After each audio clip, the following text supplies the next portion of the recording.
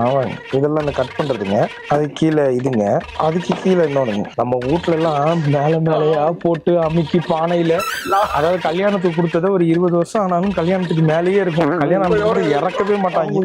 அது 999 ரூபா தான். மேல சும்மா அதுங்க படுத்துக்கிட்டு மேல பாத்தீங்கன்னா பட்டர்ஃபிளை மாதிரி இருக்கும்.